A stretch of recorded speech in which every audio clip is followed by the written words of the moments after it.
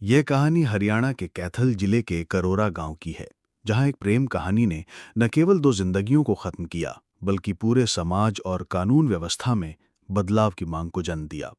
ये कहानी है मनोज और बबली की, जिनके प्यार ने सामाजिक रूढ़ियों को चुनौती दी और एक भयावह अंत का सामना किया। ये घटना 15 जून 2007 की है, जिसने न केवल हरियाणा बल्कि पूरे देश और दुनिया में सनसनी मचा दी। ये कहानी प्रेम, समाज, पंचायत और कानून के बीच की जटिलताओं को दर्शाती है।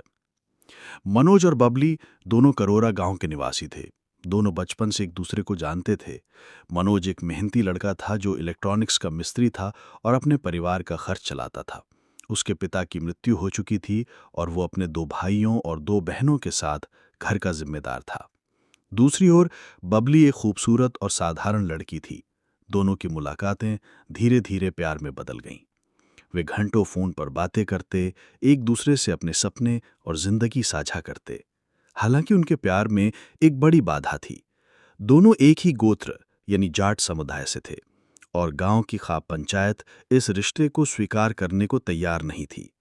खाप पंचायत के अनुसार एक ही गोत्र में शादी करना सामाजिक नियमों के खिलाफ था और इसे भाई बहन का रिश्ता माना जाता था। मनोज और बबली के परिवारों को जब उनके रिश्ते का पता चला तो दोनों परिवारों ने उन्हें समझाने की कोशिश की। मनोज की मां चंद्रपति और बबली की मां ने दोनों को अलग करने की कोशिश की, लेकिन मनोज और बबली अपने प्यार में अडिग थे। शादी और कोर्ट का फैसला। 5 अप्रैल 2007 को मनोज और बबली ने अपने प्यार को अमर करने का फैसला किया। मनोज उस दिन अपने इंग्लिश के कंपार्टमेंट एग्जाम के लिए घर से निकला, लेकिन उसका इरादा कुछ और था। उसी दिन बबली भी अपने घर से गायब हो गई। दोनों चंडीगढ़ पहुंचे और 7 अप्रैल 2007 को एक मंदिर में हिंदू रीति रिवाज से शादी कर ली। उन्होंने एक दूसरे के साथ जीने मरने की कस्में खाईं, लेकिन उन्हें नहीं पता था कि उनकी ये खुशी अल्पकालिक होगी। बबली के परिवार ने मनोज और उसके परिवार पर बबली को भगा ले जाने का आरोप लगाया। मामला पुलिस और कोर्ट तक पहुंचा। 15 जून 2007 को कोर्ट ने मनोज और बबली की शादी को वैध घोषित कर दिया और उनकी सुरक्षा के लिए 5 पुलिसकर्मियों की तैनाती की। कोर्ट ने आदेश दिया कि दोनों को सुरक्षित उनके गंतव्य तक पहुंचाया जाए, लेकिन इस फैसले ने खाप पंचायत और गांव वालों के गुस्से को और भड़का दिया। 15 जून 2007 को मनोज और बबली बस से चंडीगढ़ की ओर जा रहे थे। उनके साथ 5 पुलिसकर्मी भी थे, लेकिन रास्ते में पिपली बस स्टॉप के पास पुलिसकर्मी अचानक गायब हो गए। मनोज ने अपनी मां चंद्रपति को फोन कर अपनी चिंता जताई और बताया कि पुलिस ने उन्हें अकेला छोड़ दिया है। वो डर रहे थे कि कुछ अनहोनी होने वाली है।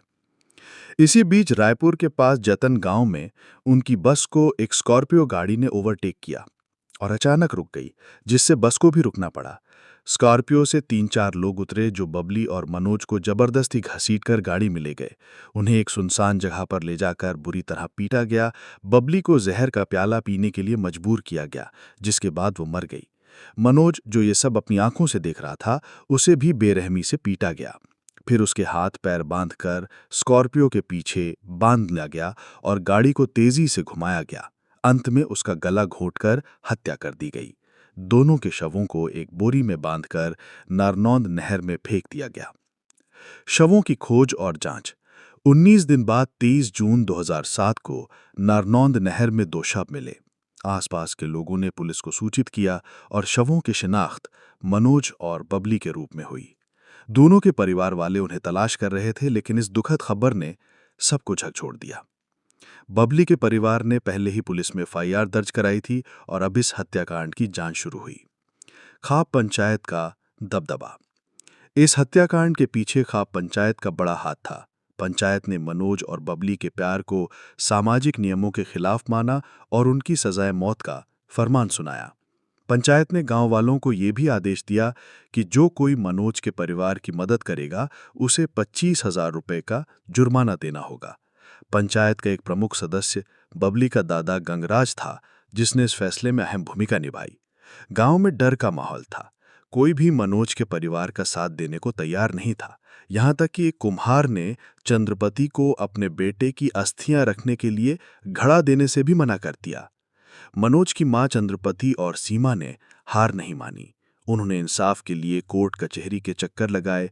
करनाल की अदालत में 30 महीनों तक चली सुनवाई के बाद 4 लोगों, बबली के चाचा, मामा, भाई और एक अन्य व्यक्ति को फांसी की सजा सुनाई गई। गंगराज को उम्र कैद और स्कॉर्पियो ड्राइवर को 7 साल की सजा दी गई। हालांकि जब मामला हाईकोर्ट पहुंचा तो फांसी की सजा को उम्र कैद में बदल दिया गया और गंगराज को सबूतों के अभाव में बरी कर दिया गया। सुप्रीम कोर्ट ने भी उम्र कैद की सजा को बरकरार रखा। इस दौरान करनाल कोर्ट के जज को भी धमकियां मिलीं, जिसके कारण उनका ट्रांसफर हो गया। सामाजिक और कानूनी बदलाव। ये मामला भारत में ऑनर किलिंग का पहला ऐसा केस था जिसमें अपराधियों को फांसी की सजा सुनाई गई। हालांकि ये सजा बाद में उम्र कैद में बदल दी गई। इस घटना ने पूरे देश में हलचल मचा दी। केंद्र सरकार और तत्कालीन गृह मंत्री पी चिदंबरम को इस मामले में दखल देना पड़ा। ऑनर किलिंग के खिलाफ कानून में बदलाव किए गए और इस तरह के अपराधों को रोकने के लिए सख्त कदम उठाए गए। मनोज और बबली का परिवार। मनोज की बहन सीमा ने हिम्मत नहीं हारी। बाद में उसका चयन हरियाणा पुलिस में हुआ, लेकिन उसे भी धमकियां मिली। एक बार उसकी हत्या की सुपारी दी गई, लेकिन वो बच गई। चंद्रपति और सीमा ने अपने बेटे और भाई के लिए इंसाफ की लड़ाई लड़ी और समाज को ये संदेश दिया कि प्यार कोई अपराध नहीं है। मनोज और बबली की कहानी एक दुखद प्रेम कहानी है जो सामाजिक रूढ़ियों और खाप पंचायतों के दबदबे को उजागर करती है।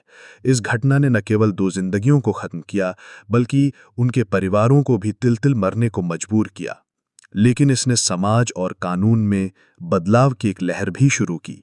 ये कहानी हमें ये सिखाती है कि प्यार और इंसानियत को सामाजिक बंधनों के आगे झुकना नहीं चाहिए।